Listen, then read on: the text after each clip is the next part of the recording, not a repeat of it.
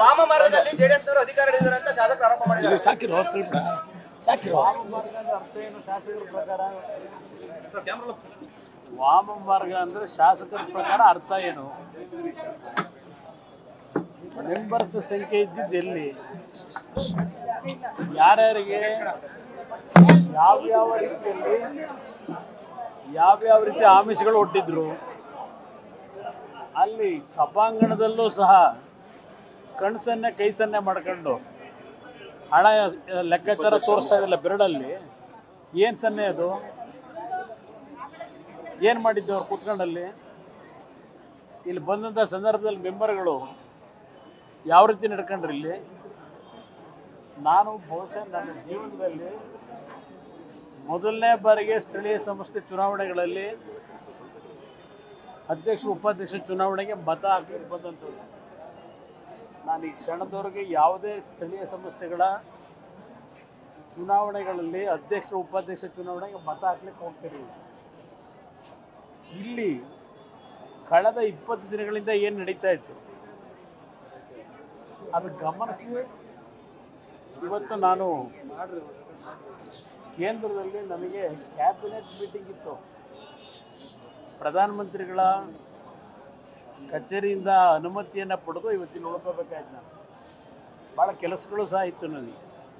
ಆದರೆ ಕಳೆದ 20 ದಿನಗಳಿಂದ ಇಲ್ಲಿ ನಡೀತಾ ಇದ್ದಂಥ ರಾಜಕೀಯವನ್ನು ಗಮನಿಸಿದ್ದೇನಿದೆ, ಇವತ್ತು ಆ ಹಿನ್ನೆಲೆಯಲ್ಲಿ ಪ್ರಥಮ ಬಾರಿಗೆ ಅಧ್ಯಕ್ಷ ಉಪಾಧ್ಯಕ್ಷ ಚುನಾವಣೆಯಲ್ಲಿ ಮತದಾನದಲ್ಲಿ ಭಾಗವಹಿಸಿದ್ದೇನೆ.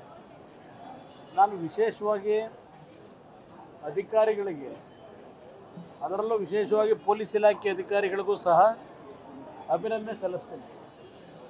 ಯಾಕೆಂದರೆ ಕಾಂಗ್ರೆಸ್ನ ನಡವಳಿಕೆ ಚುನಾವಣೆಯಲ್ಲಿ ಸೋಲ್ತೀವಿ ಅಂತಕ್ಕಂಥ ಒಂದು ವಾತಾವರಣ ನಿರ್ಮಾಣ ಆದಾಗ ಕಾನೂನುಗಳನ್ನು ಹೇಳಿ ನಮಗೆ ರಕ್ಷಣೆ ಕೊಡಲಿಕ್ಕೆ ಸಾಧ್ಯ ಇಲ್ಲ, ಭಾಳ ದೊಡ್ಡ ಮಟ್ಟದಲ್ಲಿ ಏನೋ ಆಗಿಬಿಡುತ್ತೆ ಅಂತೇಳಿ ಇಲಾಖಾ ಅಧಿಕಾರಿಗಳನ್ನು ದುರುಪಯೋಗ ಪಡಿಸಿ ಚುನಾವಣೆ ಮುಂದೂಡ್ತಕ್ಕಂಥಲ್ಲಿ ಎಕ್ಸ್ಪರ್ಟ್ಗಳವರು. ಇಂಥ ಸಂದರ್ಭದಲ್ಲೂ ಅಧಿಕಾರಿಗಳು ಅತ್ಯಂತ ಯಾವುದೇ ಸಮಸ್ಯೆ ಇಲ್ಲದೆ ಶಾಂತಿಯುತವಾಗಿ ಅವರಲ್ಲಿ ಸ್ವಲ್ಪ ಸಂಘರ್ಷಕ್ಕೆ ಎಡೆ ಮಾಡಿಕೊಡ್ಲಿಕ್ಕೆ ಅವಕಾಶ ಮಾಡಿದ್ರು. ಅಂಥದನ್ನೆಲ್ಲ ಬದಿಗಿಟ್ಟು ಇವತ್ತು ಅತ್ಯಂತ ಸುಗಮವಾಗಿ ಚುನಾವಣೆ ನಡೆಸಿದ್ದಾರೆ. ಅದಕ್ಕೆ ಅಧಿಕಾರಿಗಳನ್ನು ಅಭಿನಂದಿಸ್ತಾರೆ. ಆರೋಪ ಮಾಡ್ತಾ ಇದ್ದಾರೆ, ಜೆಡಿಎಸ್ನ 3 ಸದಸ್ಯರು ಕಾಂಗ್ರೆಸ್ನ ಜನಪ್ರಿಯತೆ ನೋಡಿ ಹೋಗಿದಾರಂತೆ, ಕಾಂಗ್ರೆಸ್ ಇಂದ ನೀವು ಹೈಜಾಕ್ ಮಾಡಿದ್ರಿ ಅಂತ ಹೇಳ್ತಿದ್ದಾರೆ. ಯಾರ ಅಧ್ಯಕ್ಷನ ಮಾಡಿದ್ವಲ್ಲ ಅವನ, ಆ ಮನುಷ್ಯನ ಅವತ್ತು ಅಧ್ಯಕ್ಷನ ಮಾಡ್ಲಿಕ್ಕೆ ಯಾರು ತಯಾರಾಗಿರಲಿಲ್ಲ. ಕೊನೆಗೆ ಒಪ್ಪಿಗೆ ಕೊಟ್ಟಿದ್ದರು. ಅಷ್ಟು ಜನ ಅಧ್ಯಕ್ಷರು, ಅಷ್ಟು ಜನ ನಗರಸಭೆ ಸದಸ್ಯರು ಗೆದ್ದಂಥವರು ಅಧ್ಯಕ್ಷನ ಮಾಡಿದಾಗ ಅವಧಿ ನಿರ್ಣಯ ಮಾಡಿದ್ರಲ್ಲ, ಅವಧಿ ನಿರ್ಣಯದ ಪ್ರಕಾರ ಏನಾದ್ರು ನಡ್ಕೊಂಡ್ರ? ಅದು ನಡ್ಕೊಳ್ಳಿಲ್ಲ.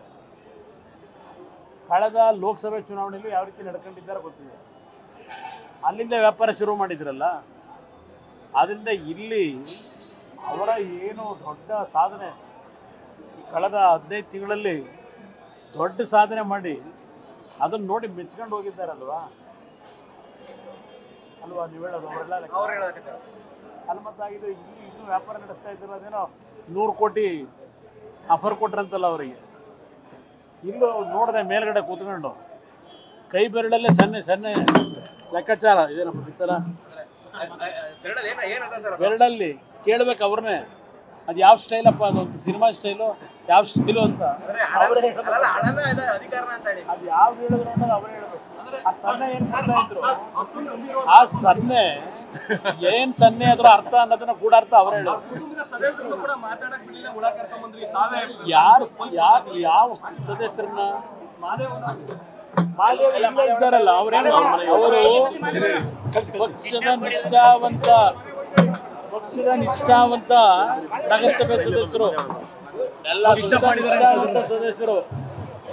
ಇವತ್ತು ವೈಸ್ ಪ್ರೆಸಿಡೆಂಟ್ ಚುನಾವಣೆಗೂ ಅವರೇ ಸಹ ಮುಕ್ತವಾಗಿ ನನಗೆ ಪಕ್ಷ ಮುಖ್ಯ, ಇವತ್ತು 2 ಸ್ಥಾನ ನಾವು ಗೆಲ್ಲೇಬೇಕು ಅಂತ ಹೇಳಿ ಇವತ್ತು ಅವರ ನಿರ್ಣಯ ಇದೆಯಲ್ಲ, ನಾನು ಎಂದೂ ಮರೀಲಿಕ್ಕಾಗೋದಿಲ್ಲ. ಅವ್ರ ಮೇಲೆ ಏನೇನು ಒತ್ತಡ ಇತ್ತು ಅನ್ನೋದು ಗೊತ್ತು ನನಗೆ. ಈಗ ಇವ್ರು ಹೇಳ್ತಕ್ಕಂಥದ್ದು ಅವ್ರ ಕುಟುಂಬದ ಸದಸ್ಯರುಗಳನ್ನು ಮಾತಾಡಿಸ್ಲಿಕ್ಕೆ ಬಿಡಲಿಲ್ಲ ಅಂತ ಏನು ಹೇಳ್ತಾರೆ.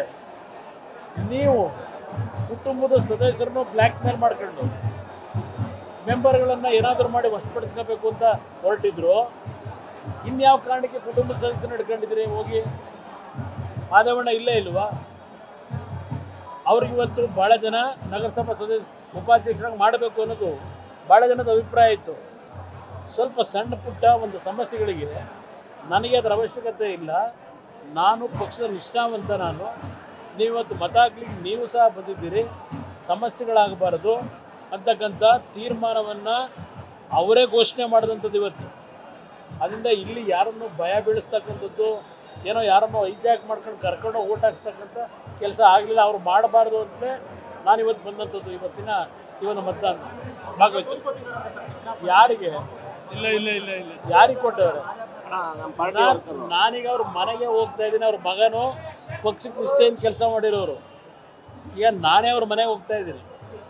ಅವರ ಇವತ್ತು ತೋರಿಸಿದಂಥ ಒಂದು ಪಕ್ಷದ ನಿಷ್ಠೆ ಇದೆಯಲ್ಲ, ನಾನು ಒಂದು ಮಾತು ಹೇಳಿದೆ, ಚುನಾವಣೆ ಮತದಾನ ಆದಮೇಲೆ ನಾನು ಇವತ್ತು ನಿಮ್ಮ ಮನೆಗೆ ಬಂದು ನಿಮಗೆ ನಿಮ್ಮ ಕುಟುಂಬಕ್ಕೂ ಥ್ಯಾಂಕ್ಸ್ ಹೇಳಬೇಕು ಅಂತಲೇ ನಾನೇ ಈಗ ಅವ್ರ ಮನೆಗೆ ಹೋಗ್ತಾ ಇದ್ದೀನಿ. ಅವ್ರು ತೆಗೆದುಕೊಂಡಂಥ ಇವತ್ತು ನಿರ್ಣಯ ಇದೆಯಲ್ಲ, ಅವ್ರಿಗೂ ಅದೇ ಉಪಾಧ್ಯಕ್ಷರಾಗಬೇಕು ಅಂತಕ್ಕಂಥ ಒಂದು ಆಸೆ ಇತ್ತು. ಪಕ್ಷ ನಿಷ್ಠೆ ತೋರಿಸಿದ್ದಾರೆ. ಕೈಸನ್ನೆ ಮಾಡಿದ್ ಯಾರು? ಅದು ಏನು ಆಮಿಷ ಅಂತ ಕೇಳಿ ಅವ್ರನ್ನೇ ಕೇಳಿ ಇದ್ದಿರಲ್ಲ, ನಡೀತಾ ಇದ್ದಲ್ಲ ಒಳಗಡೆ ಏನೇನು ಕೈಸನ್ನೆ ಯಾರ್ಯಾರು ಮಾಡ್ತಿದ್ರು, ಯಾರು ಆಪಾದನೆ ಮಾಡಿದ್ರು ಇಲ್ಲಿ ನಮ್ಗಳ ಬಗ್ಗೆ ಅವ್ರನ್ನ ಕೇಳಿದ್ರೆ ಹೇಳ್ತಾರೆ. ಕೈಸನ್ನೆ ಅರ್ಥ ಮಾಡಿದ್ದ ಅಂತ ಹೇಳಿ. ಈಗ ನನ್ನ ಬಗ್ಗೆ ಯಾರು ಆಪಾದನೆ ಮಾಡಿದ್ದೀನೋ ಗೂಂಡಾಗಿರಿ ಅಂತ ಹೇಳಿದಾರೆ ಯಾರು? ಆ ಗೂಂಡಾಗಿರಿ ಮಾಡ್ತಾ ಇದ್ರು ಒಳಗೆ ಅಂತ ಏನು ಹೇಳಿದ್ರು ಅಂದ್ರಲ್ಲ, ಅವ್ರನ್ನ ಕೇಳಿ ಸಣ್ಣ ವಿಷಯ ಹೇಳ್ತಾರೆ. Thank you. ಏನೇಳಿ ಜಾಗವನ್ನು ನಿವೇಶನ ಕೊಟ್ಟಿದ್ದಾರೆ 5 ಎಕರೆ ಭೂಮಿ ತೆಗೆದುಕೊಂಡಿರ್ತಕ್ಕಂಥದ್ದು ಏನಿದೆ, ಹಲವಾರು ಜನ ಕೊಟ್ಟಿದ್ದಾರೆ. ಈಗ ಉದಾಹರಣೆಗೆ ಸರ್ಕಾರಿ ಜಾಗನೇ ಅಲ್ಲೆಲ್ಲ ಕಲಬುರಗಿಲಿ 3.5 ಎಕರೆ ಯಾವುದೋ ಒಂದು ಸಮಾಜಕ್ಕೆ ಕೊಟ್ಟಿಲ್ವಾ? ಬೇಕಾದಷ್ಟಂಥ ಪ್ರಕರಣಗಳು ನಡೆದಿದ್ದಾವೆ ಇಲ್ಲಿ ಈ ವಿಷಯದಲ್ಲಿ ನಾನು ಹೇಳ್ತಕ್ಕಂಥದ್ದು. ಆದರೆ ಖರ್ಗೆ ಅವರು ನಾಡಿಗೆಲ್ಲ ಬುದ್ಧಿ ಹೇಳೋರು, ಉಪದೇಶ ಮಾಡತಕ್ಕಂಥ ಯುವಕ. ಇವತ್ತು ಯಾವ ಆಧಾರದ ಮೇಲೆ ತಗೊಂಡಿದ್ದಾರೆ, ಯಾವುದಕ್ಕೆ ತಗೊಂಡಿದ್ದಾರೆ? ದೇಶಕ್ಕೆ ಬುದ್ಧಿ ಹೇಳ್ತಾರೆ, ನಮಗೆಲ್ಲ ಬುದ್ಧಿ ಹೇಳೋ ಮನುಷ್ಯ. ಇದರ ಅವಶ್ಯಕತೆ ಇದೆ. ದುಡ್ಡು ಕೊಟ್ಟು ಕೊಂಡ್ಕೊಳ್ಳಿಕ್ಕೆ ಆಗ್ತಿರಲಿಲ್ವಾ? ಖಾಸಗಿ ಜಮೀನು ಇರಲಿಲ್ವಾ? ಅಲ್ಲೇ ಹೋಗಿ ಯಾತಕ್ಕೆ ಅಲ್ಲೇ ಜಾಗದಲ್ಲಿ KDP ಜಾಗನೇ ಯಾಕೆ ಪಡಿಬೇಕಾಗಿತ್ತು? ಅಧಿಕಾರ ದುರುಪಯೋಗ ಅಲ್ವಾ ಅದು? ಸರ್ಕಾರದಲ್ಲಿ ಮಂತ್ರಿಗಳಾಗಿ ಅವರ ಕುಟುಂಬದ ಹೆಸರಿಗೆ ತಗೊಳ್ಳೋದು 5 ಎಕರೆನ ಅಪರಾಧ ಅಲ್ವಾ ಅದು? ಉತ್ತರ ದೇಶಕ್ಕೆ ಬುದ್ಧಿ ಹೇಳೋರು ಅವ್ರು ಹೇಳ್ಬೇಕೀಗ. ಸರ್, ಮೊನ್ನೆ ತಾವು ಬಂದಾಗ ವಿಶ್ವಾಸಸಭೆ ನಂತರ ಹೇಳಿದ್ರಿ ಸರ್, ಒಂದೊಂದೇ ಬರುತ್ತೆ ಅಂತ. ಈಗ ಒಂದು ಬಂತು ಸರ್, ಮತ್ತೆ ಬರ್ತವಾ ಸರ್? ಬೇಕಾದಷ್ಟು ವಿಷಯಗಳಿದೆ, ಚರ್ಚೆ ಮಾಡಿ. ಬೇಕಾದಷ್ಟು ಭಾಳ ಸಂತೋಷ. ರಾಜಭವನದ ಜೊತೆಗೆ ರಾಷ್ಟ್ರಪತಿ ಭವನಕ್ಕೂ ಹೋಗಲಿ, ಅಲ್ಲಿಂದ ಸೋನಿಯಾ ಗಾಂಧಿ ರಾಹುಲ್ ಗಾಂಧಿ ಮನೆ ಎದುರಿಗೂ ಹೋಗಲಿ. ನಾನೇನು ಇದರಲ್ಲಿ ಯಾವುದೇ ರೀತಿಯಲ್ಲಿ ಇದ್ರ ಬಗ್ಗೆ ಟೀಕೆ ಇಲ್ಲ. ನಾನೀಗಾಗಲೇ ಮಾಧ್ಯಮದ ಸ್ನೇಹಿತರ ಮುಂದೆನೇ ಹೇಳಿದ್ದೇನೆ, ನಂದು ಯಾವುದೋ ಹಿಡ್ಕೊಂಡು ಸತ್ತಿರ ಇಶ್ಯೂ ಏನೋ ಮಾಡಿಬಿಡ್ತೀವಿ, ಕುಮಾರಸ್ವಾಮಿ ಮಾನ ಅಪರಾಧ ಮಾಡಿದ್ದಾರೆ ಅಂತಾರಲ್ಲ, ನಾನೇ ಕೈ ಜೋಡಿಸಿ ಮನವಿ ಮಾಡ್ತೀನಿ. ಅದು ಏನೇನು ಅನುಮತಿ ಬೇಕು ತಗೊಂಡ್ಬಿಟ್ಟು ಅದು ಏನು ತನಿಖೆ ಇನ್ನೂ ಏನೇನು ಮಾಡಬೇಕು ಮಾಡ್ಕೊಳ್ಳಿ. ನಿಮ್ಮ ಬ್ರದರ್ ಪದೇ ಪದೇ ನೀವು ನೆನೆಸ್ಕೊಂತೀರ ಯಾರು? ಅಯ್ಯೋ, ಈಗ ಅದರ ಬಗ್ಗೆ ಚರ್ಚೆ ಮಾಡೋದಕ್ಕೆ ಭಾಳ ಇಶ್ಯೂ ಇದೆ. ಪಾಪ ನಮ್ಮನ್ನು ಕೆದಕಿದ್ದಾರೆ. ಅದೇನೇನೇ ಹೇಳಿದ್ದಲ್ಲ, ಅಸಲಿ ನಕಲಿ ಪ್ರಕರಣಗಳನ್ನು ಎಷ್ಟು ಬೇಕು ಪ್ರಕರಣ? ಅಧಿಕಾರ ದುರುಪಯೋಗ ಪಡಿಸ್ಕೊಂಡು ಸತ್ತವ್ರ ಹೆಸರಿನಲ್ಲೆಲ್ಲ ಭೂಮಿ ಖರೀದಿ ಮಾಡ್ಕೊಂಡು ಡಿನೋಟಿಫಿಕೇಶನ್ ಮಾಡ್ಕೊಂಡು ಜೀವನ ಮಾಡೋದು ಇವರು. ಕುಮಾರಸ್ವಾಮಿ ಬಗ್ಗೆ ಮಾತಾಡೋ ನೈತಿಕತೆ ಇಟ್ಕೊಂಡಿದ್ದಾರೆ. ಏನೇನು ಮಾಡಿದ್ದಾರೆ? ಮುಖ್ಯಮಂತ್ರಿಗಳ ಇದರಲ್ಲಿ ಎಂಥದ್ದು ನಿಮ್ಮ ಲೆಟರ್ ಪ್ಯಾಡಲ್ಲಿ ಸ್ವಂತಕ್ಕೆ ಯಾವ್ಯಾವ ಥರ ದುರುಪಯೋಗ ಪಡಿಸ್ಕೊಂಡವ್ರು ಎಷ್ಟು ಬೇಕು ನಿಮಗೆ ಮಾಹಿತಿ ಇದೆಲ್ಲ ಕೊಡೋಣ. ಎಲ್ಲಿ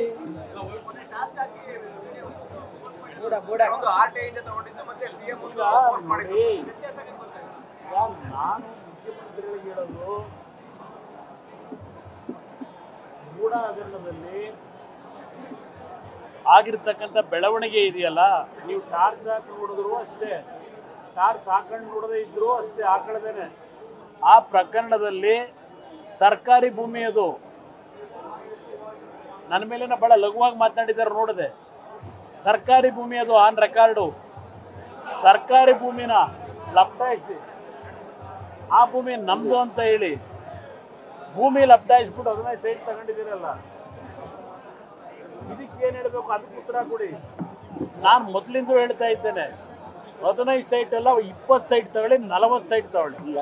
ಕಾನೂನು ಪ್ರಕಾರವಾಗಿ ನಿಮ್ಮ ಒಂದು ಪ್ರಕರಣದಲ್ಲಿ ನಿಮ್ಮದೇ ಸ್ವಂತ ಜಮೀನಿದ್ದು ಆ ಜಮೀನಿನಲ್ಲಿ ಇವತ್ತು ಏನಾದರೂ ಸರ್ಕಾರ ವಶಪಡಿಸ್ಕೊಂಡಿದ್ರೆ ನಿಮಗೆ ಪ್ರಾವಿಷನ್ ಏನಿದ್ರೆ ಅದ್ರ ಪ್ರಕಾರ ತಗೊಳ್ಳಿ, ನಂದೇನು ಅಬ್ಜೆಕ್ಷನ್ ಇಲ್ಲ. ನಾನು ಅದಕ್ಕೆ ಎಂದೂ ಸಹ ವಿರೋಧ ಮಾಡಿಲ್ಲ.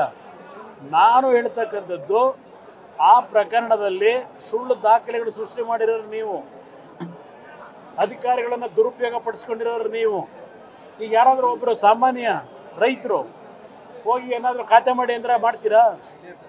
ಎಷ್ಟೆಷ್ಟು ಅಲಿಸ್ತೀರಿ ರೈತರನ್ನ?